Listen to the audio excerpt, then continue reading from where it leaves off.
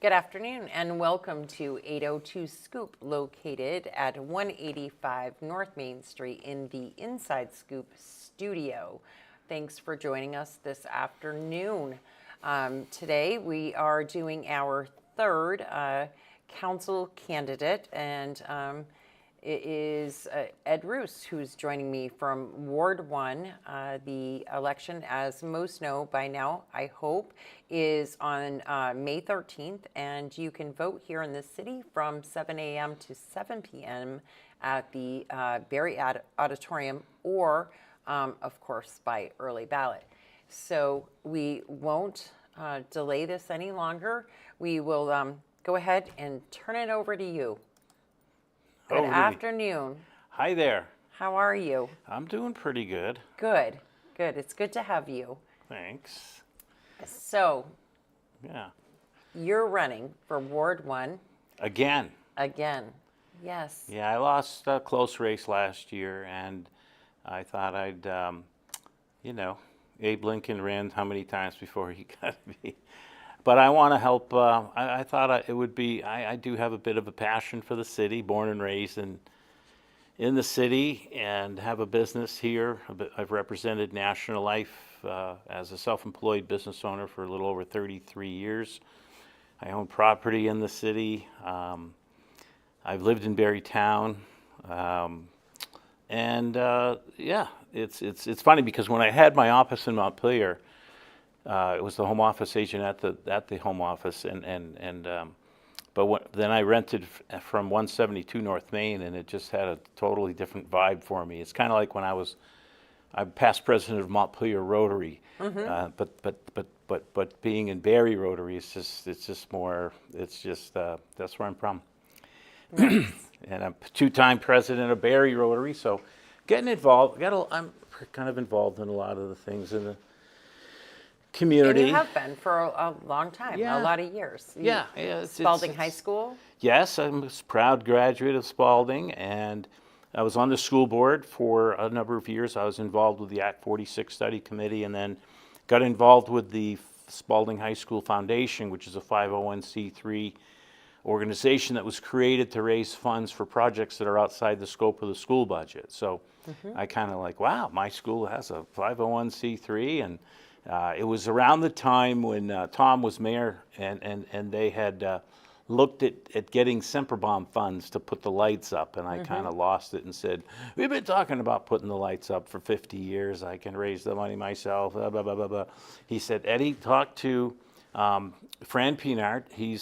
They've created a 501c3 mimicking the South Burlington High School. He'll tell you all about it. Fran and I talked for on a Sunday afternoon, and he kind of, Fran is the iconic basketball coach of Spalding, and he's just a good. We've always been friends, and I showed up at a meeting, and of course it was one of those meetings where anybody with a heartbeat they like to see. Right. Paul and Norma Malone were the impetus of getting that started, and then I got involved, and I helped put the lights up on the field. Was our shining achievement so far from the foundation.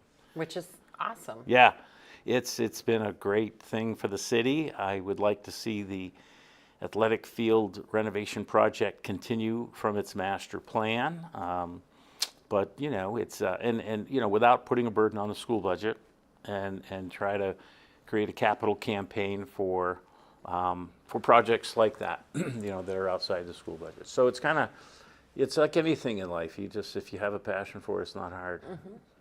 And those experiences that you've had in working through all of that and getting those things done, I would assume would help you here in a council seat when you kind of know how to you know how to work with people. You know how to get people to come together and work towards a common goal.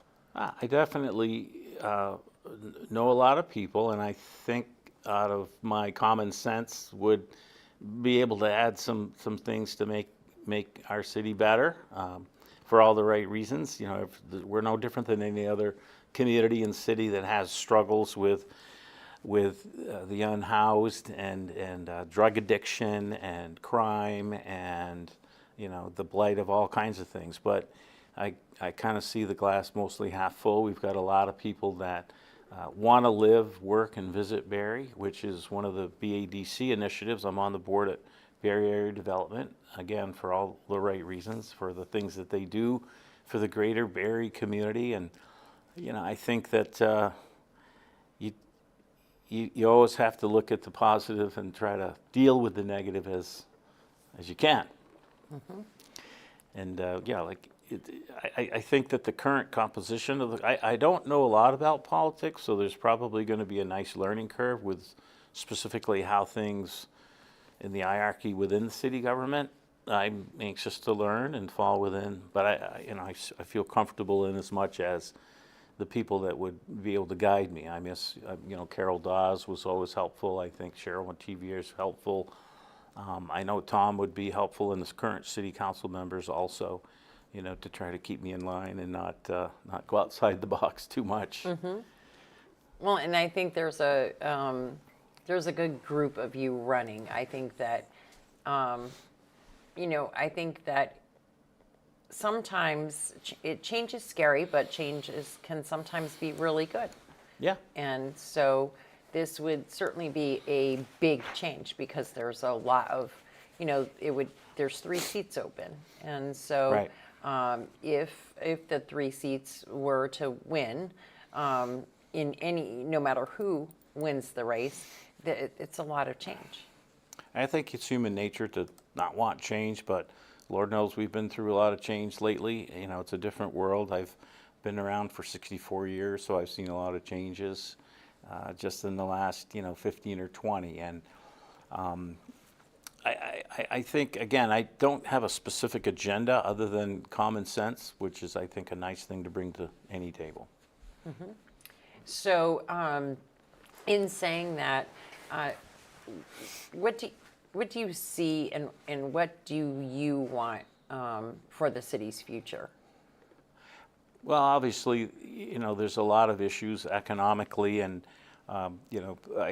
streets. We can't ride down any street without seeing major potholes, and I was glad to see that the mayor allocated us an additional stipend to get some of that done. And of course, the timing on that has to be warm weather. I know there's a paving project. I mean, I guess my understanding is that there's schedules for different streets throughout the city. You can't do them all at once. Obviously, we want to follow up on the flood mitigation as it pertains to the north end and throughout the city. I'd like to find out, how that's going. I know Amanda Gustin has done some good work with the flood committees and whatnot, reaching out to the public. I specifically remember Governor Phil Scott saying that he'd like to help us out. I'd like to know what's happening with that. I wouldn't want to look a horse in the mouth if he's got some funds that we can utilize for that. And again, conversations with Tom, he has reassured me and us that there's going to be some things coming down that'll help us out quite a bit. Mm-hmm. And I think he reiterates that at the majority of council meetings lately, that it's a process. No matter what, it's a process. But that things are happening and there are funds on the table, but it's going to all come down to how you all work at it and how you work together. Yeah. I think, there's, again, being on the Barre Area Development Board, it sours me a bit to see the misinterpretation of what BADC does for both the city and the town. So I think being a representative of that on the council will help bring some understanding to the community about some of the things that we do. I'm also an advocate of the Barre Partnership and all the things they do, including the Heritage Festival and whatnot. And being part of Rotary, with the Heritage Festival, we do the breakfast. We do the Barre Art Splash, which will be happening this summer. So the beautiful art objects will be adorning the streets of downtown Barre this summer. We've done it about every other year. Carl Rinker's been a spearhead of that. I believe some of us have signed up to help clean them. Yes, throughout the week. He likes to keep those clean. We have to. It's very dusty downtown. Glenn Brummer says hello, Ed, and that he's sorry he missed you the other day. Yeah, I stopped so in you to see him. have to loop back around with him maybe. Yeah. And then Tina Ruthier says good afternoon and thank you for running. Oh, thanks, Tina. Yes, Tina ran last year. She probably, I can't imagine what was going on in that household with, honey, you got to run. I didn't do that. It's your turn. But I'm glad to see Dawn running also. Dawn and I are both from the North End originally. Before my father passed away, we lived on Pleasant Street in the North End and then moved to Barre Town. And we fondly remember the Eris Motel even before his family owned it, when the Wobbies owned it. And I went to school with his brother, and it's these kind of connections. We want to bring people to Barre who have never been here before, but people like Don and I and Jeff are born and raised here. Yeah, all three of you are from the North End. I think that says a little something. I think it's in your heart and soul. And there's history here. We know just a lot about how things were and how we think they should be as it relates to some things in city council and government. So I guess that would be our job. And so speaking of that, I'll ask you the same question that I asked Dawn. If there was one thing that you could change or do on your very first day taking the seat, and nothing happens that quickly, but if you could do it that one day, what would it be? I would fund BADC. Yeah. Without question. And I just think, again, I'll use the word misunderstanding, and it's totally understandable how people can misconstrue, what a $60,000 stipend to the BADC. What are they spending that money on, or what do they do? There are so many things we do behind the scenes to help bring people to Barre, to live, visit, and work in Barre, from housing to promoting all the resources that we have, getting grants to fix things that are available. And the city says, well, we should get a grant writer. Okay, well, that's going to cost you more than $60,000 if you were to get somebody to fill that position. Of all the things that the Barre Area Development Corporation does, I'm just guessing, would cost the city closer to $300,000 versus what the stipend is. And I don't think people understand that. And the board's getting a little tired of hearing about it too, because it's all a volunteer board. It's all people who are passionate about the city and the town and what things do to the greater Barre area. So that would be one. I think the crime is getting out of hand a little bit, and of course that coincides with not supporting the police department and the police force, which again is not foreign to the state of the country. My wife and daughter just got back from Burlington. I went to school in Burlington. She said there's just a lot of places closed on Church Street. I haven't been there in a while. We read about things happening in Burlington, and again, I think it's you have to have a strong police force, and you have to support them, because they're the last bastion between the public safety and what our community is doing. Currently, there's a lot of there's some housing development projects going on right now that I think will be a great addition to the area.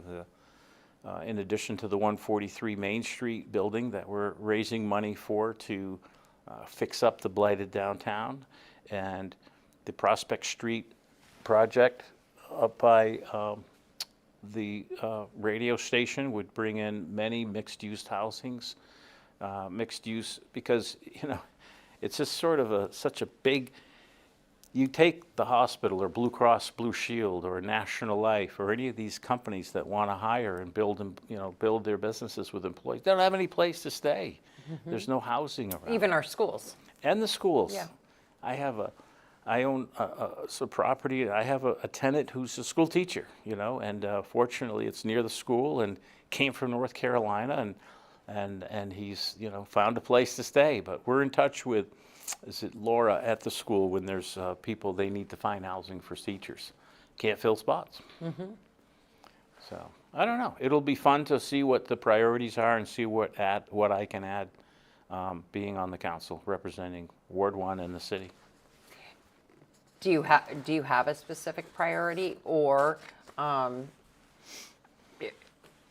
you kind of seeing yourself as doing just that, like being the person that says, okay, where can I support, and where are we at with things, and where can I support? Yeah, I think I'm best at just sort of whatever comes up, given the information, I'm able to make a common sense decision on. I don't have a preconceived agenda on stuff. I think that the city government, as it pertains to the city manager and the other elected positions, it's kind of like when I was on the school board. The superintendent and the principals knew what was going on with their schools. We on the board were there to facilitate some of the decisions that went on there, and that's the way I see this as well. And not ever having been involved in government before, I'll probably have some learning curve as to how politics work. I learned a new word last year. It was this gaslighting, and you have to be careful about that. And because when people say things that are just so importantly wrong, it gives you a reaction, a defensive position. I don't want to be in a defensive position. I think that most of the things that we represent and do are, speak for themselves. I'm guilty of that. You and I, Yes, we've had a discussion about that before. We have to. Sometimes we got to reel it in a little really bit. upset sometimes, and I just go with it. But Mike Booten's good at that the too. common sense says, don't do that. This is what, it's trying to antagonize you, and so just don't, and relax a little bit. You learn a lot more that way, don't you? I do. I just, there's just too much going on. You have to just sort of breathe a little bit and say, let's think about this. That doesn't make any sense. So tonight's city council meeting, the big discussion tonight is cameras in the downtown, and you just spoke a little bit about crime, and how do you feel about that? How do you feel about cameras downtown? I think it's a great idea. I recently had an incident. I had this little camera, and I was able to capture some footage that was very helpful to the police. And I think there's some high traffic areas that would be very helpful to help the police and try to prevent that. I think it goes beyond that with respect to, okay, we've found the person, they've been tried, found guilty. Now what? I was talking to my wife about this. I was talking to my hairdresser. Back in the day, this isn't new. This has been going on for centuries. What?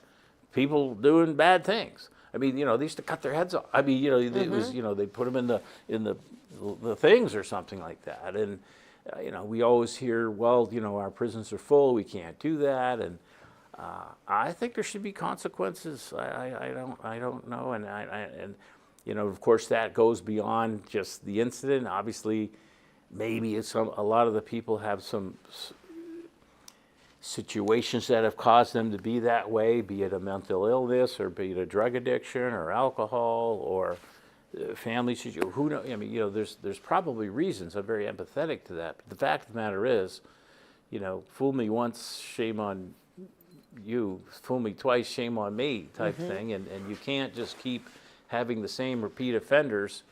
Okay, don't do that again. You let them out, and they just, they do it again and again and again and again. That's sort of like, that's what I mean by common sense. It just doesn't make sense to me there. So I'm in favor of cameras, within reason, from an expense and a monitoring.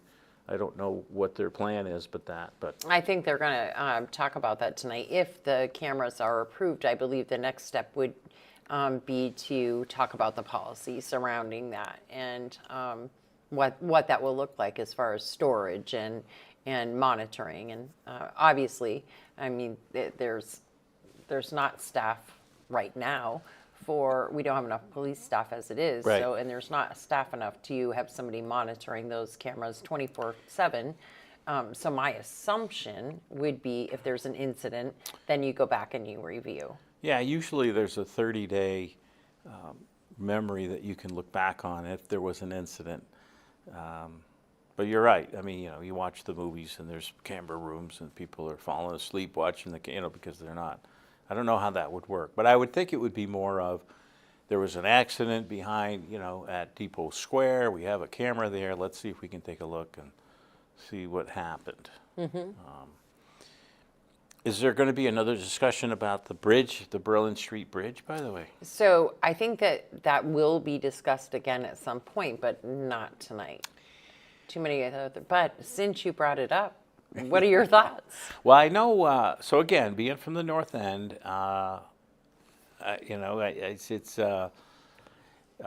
that would be a travesty if that bridge wasn't there, in my opinion. And I understand the issue of the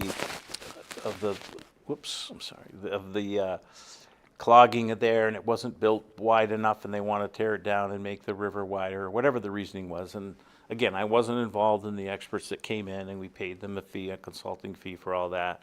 So I just get bits and pieces. And when I get bits and pieces, like anything, if you just hear one thing, and you make a decision on that without hearing another thing, then it's not, you have to sort of take all the information in. But I have heard a lot of information, again, being from this area, information such that the river, that branch of the river, that's the jail branch, was man-made. So it's not a natural river. And so, humans are forcing the water a certain way. And we have the granite slab infrastructure to do that. A lot of cities might not, but we did, and we did it back whenever that was. And to catch the rain off the streets and the sidewalks and the roofs that go into the city drains and culverts, to be directed to that river, to that branch. And my understanding, I don't know if this is true or not, but that some of those are clogged because the riverbed has gotten higher than where the pipe comes out. So I hear something like that, and I say, well, we should try to get that lower so that the water can come in there and not get backed up onto the street. That makes common sense to me. As it relates to the Berlin Street Bridge specifically, I've had people that have been around longer than I have say back in the day they would just have an excavator there, and if it was forecast for a lot of rain, they'd make sure that didn't get clogged. And they might have to pay a few $1,000s to have somebody there and do that. But to me, that would be a lot less expensive than $2 to $5 million striking out that bridge with the contemplation of putting in a new one in. But that's just me. Or flood recovery, or recovering an entire north end of the city. Yeah, I mean, if you think, the numbers are always just, if you took that money and put it in the streets, for example, I know that there's certain allocations, that would be FEMA money or whatever, but yeah, not a big fan. I think that, the access to the Beltline, which is a quick access to the interstate from that particular area of town for traffic, the public safety building is just down the street there, and I'm sure the argument, well, so they got to go a few hundred feet. No, it's probably more like a quarter mile and then get there that way. I don't know. I just think it's a pretty well-built bridge, and it's unfortunate that it does get clogged up there, but I think it gets clogged up there for a number of reasons. Again, I wasn't in Amanda's committee. I did not get a report from the consultants that came down here. But I know Sue Kelly is in favor of keeping that bridge also. Yes, she is. And I know that I think that she's going to speak before council tonight as well. I'm fairly certain. She has reached out to me this morning and said, what time are you going to be there? We usually when something like this is going on, a few of us will go together so that somebody feels supported and not by themselves. And so we'll do that tonight. She'll get to speak during visitors and communications. Yeah. Rightfully so. That will be good. And I know a lot of people have the same sentiment when it comes to the bridge. I know that Judy Copping feels the same way, and she also is chiming in and saying to put a sign on her lawn. So Judy's over on Foss. Yeah, so she would love to have an Eddie Rousse sign on her lawn. Foss Street, Judy Copping. Yes. I just ordered some more signs today. Jeff Blow was very helpful.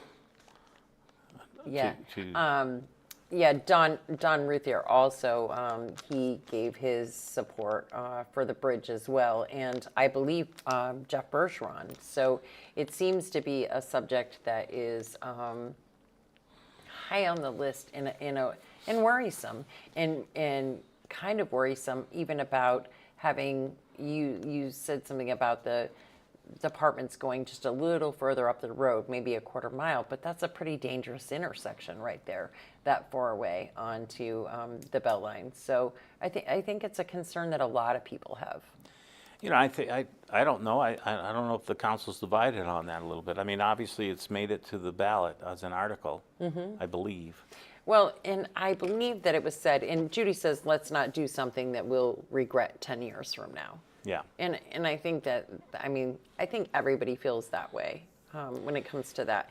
But I think the discussion that surrounded that a few weeks ago was that, and you talked about this for a second, you know, the governor came here at one point in time not long ago and said, you know, the city could have this big chunk of money, and here's a conceptual idea of how things could look, and people got really upset, you know, totally nixed it.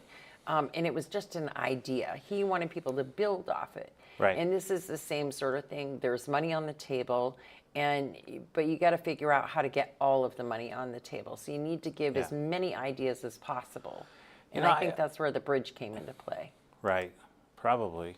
And, you know, I'm a concept guy because I'm a believer that if you don't get the concept, if you don't believe in the concept, if you don't understand the concept, then the details are irrelevant. I was taught that early on. And so I understand details are very important, but they're not important if you don't get the concept.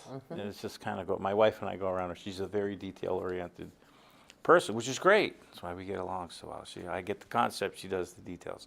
But I think it applies to so many things in life. And so here, Governor Scott says, here's an idea. It wasn't cast in stone. It was just a concept.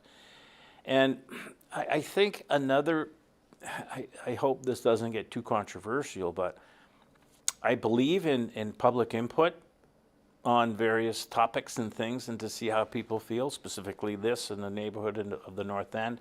But at the same token, you've put people in charge, either elected or not, you know, to make these decisions at a high level for you. Not for you, but in your best interest, theoretically. And so, again, using common sense, you take public input and you weigh that in, you get all the information you can, and then, you know, hopefully you can make a decision that's in the best interest of everybody. But yeah, I mean, I think the concept that, and again, it just goes back to what we said earlier, you know, nobody likes change. It's human nature not to want to change anything. But over the course of time, you have to understand that, you know, changes are made. Do you remember when cell phones came out? When email came out? So I do remember, especially when cell phones came out, because I had one of those humongous bag phones that replaced, I think I still had, that I got from Carl Rinker. Yeah. And it was, I had the pager already, and then I had this humongous bag phone. Those came in great. The reception on those was awesome. Yeah, it was amazing. kinda- But you had to carry that big old bag with you everywhere. It was this huge phone with a cord. It was the most foreign thing ever.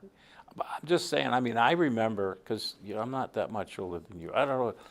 But No, you're not. I think I remember when Don Rowan said, I'm talking to my son in Russia. I go, what do you mean? And it's this thing called the World Wide Web, which we now know as WWW.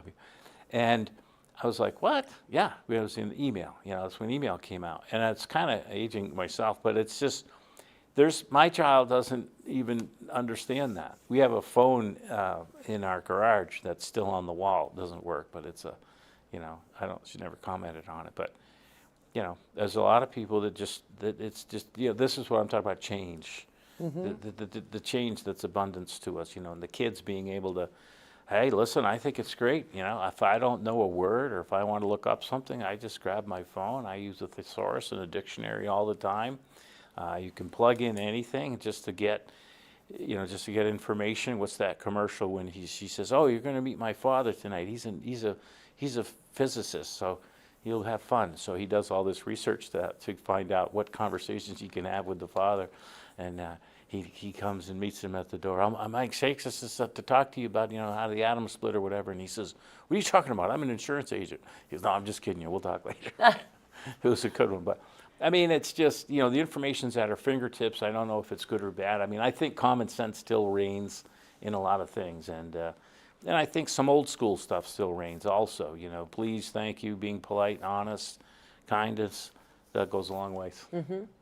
And I think that, that's kind of a common theme among everybody right now is that there are some gaps to be filled here, or bridges to be made, and no pun intended. Some strong, ties that I'll put it that way, I guess, that kind of need to be redone a little bit, and hopefully we can see that happen, and see that. We can really move forward in a good direction, while right now there is a lot of infrastructure. There's a lot of stuff going on in the city right now, a lot of money and funds that still need to be had and things that need to be done. So to have a team that is going to constructively think and to just be willing to keep an open mind the whole time. It'd be nice It's a difference. to be on the same page, working toward the same goals. Mm-hmm. Seems like right now there's kind of a bit of a positional hierarchy going on, which is disturbing. So, I think it can be done respectfully and thoughtfully and with common sense in mind. And I think I can pick up clearly if there's an agenda on the other side, just for the sake of there being an agenda. And no, I don't like that. I think that if it's for the good of the order, we should all be on the same page. And it's okay to respectfully disagree, but at the same token, it's okay to be incorrigible as well and open-minded. Linda Kuchar is chiming in. She missed the part about the cameras, and so she's just wondering, are you in favor of them or not? I think we should have some central cameras at some key specific areas to keep an eye on things, whether it be accidents or crime or thefts and things like that. There's already a camera, interestingly enough, right up on top of the Cornerstone building, actually looking toward that whole intersection in the park. And I asked Tom about that. He said it's actually WPTZ's camera. Yeah, yep. And I was like, wow, it's a pretty good... And there is one at City Hall as well that points over to the park. And that one's was just recently replaced. And that camera has been around for many years. Again, maybe I don't know what the scope of cameras are, but my understanding is that they would be placed at strategic places to try to find activity that would need to be looked at. Yeah, Glenn Bremer says good cameras, not cameras that are, the quality that you see of the cameras at Walmart sometimes, and they post the pictures and say, "Do you know this person?" And you're going, "Absolutely not." Yeah. Those are not good. Well, it's true. It would make a difference. My camera was pretty fuzzy, the one I shared with you, but it got a couple. You did an amazing job on that, by the way. You're pretty talented in that area, so you know a lot about cameras, I think. Well, I've learned a lot through here, and lucky for me, I have a bunch of different programs that I use here to generate ads and things like Sure. that. So I can take a face and put one face on top of another face and see if they match, Yeah. kind of thing. That was cool. And I can make it transparent and see if I can place it together. So yeah, it's cool. And you have to be able resources. to do that. You have resources. Yeah. So, I mean, I think you said it earlier. I mean, one of my traits is that if I don't know, I'm going to tell you I don't know, but I can usually find out because I do know a lot of people. So I think people like that no BS aspect. I'm not going to try and say something I don't know. There's a lot I don't know, but I'm pretty sure I can find out. I'm pretty sure I can find out. If I needed to know an expert on what cameras to have or where they should be placed, I think I would be able to talk to the right people and get some pretty important information, input on that, those types of things. I think that we've pretty much covered everything, unless someone here that is tuned in has a question for you. Yeah. I think we can go ahead and move forward to the part where you give your last pitch here to everyone watching as to why they should vote Ed Rousse, Ward 1, on May 13th. I know this community as well as most anybody. I've been here all my life. I think I would make good, positive, common sense decisions on behalf of the city. And you have my commitment to do that. Not that I need anything more to do. I'm kind of busy right now, but I am a man that if I'm chosen to do something, I'll fulfill and show up. I think I was taught showing up's half the battle most of the time anyway. So I would appreciate the vote and be able to work with the existing council members and represent the city dutifully going forward. And how best do people contact you if somebody did have a question or a concern that they would like to speak with you further about before the election or even after if you were elected? How would they do that?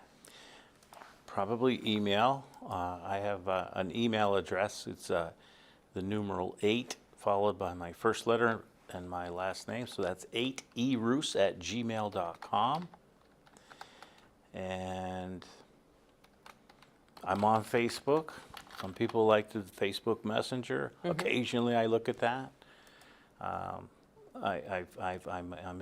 in the marketplace on Facebook. I've done a little communication and business through Facebook Marketplace. I was just recently in touch with Shelley Stevens that way, and I responded to just a couple things. I don't do a lot on Facebook, but certainly I'm on Facebook as well. And my office is down on 103 South Main Street with my number there. It's known as the former Rinker Communications Building, which has 13 parking spots out back, by the way. Not a lot of people don't know that because they've never turned in there. I certainly hadn't before I bought the building, but. And what is your number there? 103 South Main? Okay. Yeah. But no, May 13th will be a nice day that's right in the middle of spring, and hopefully people will get out and vote. I think that's my other thing, Raylene, is that I don't think a lot of people vote. So here I am canvassing the area, and I love meeting people, but there's a ton of people that I don't know. But the fact of the matter is, if they see the sign or get the card, or if you don't vote, then it's not going to matter.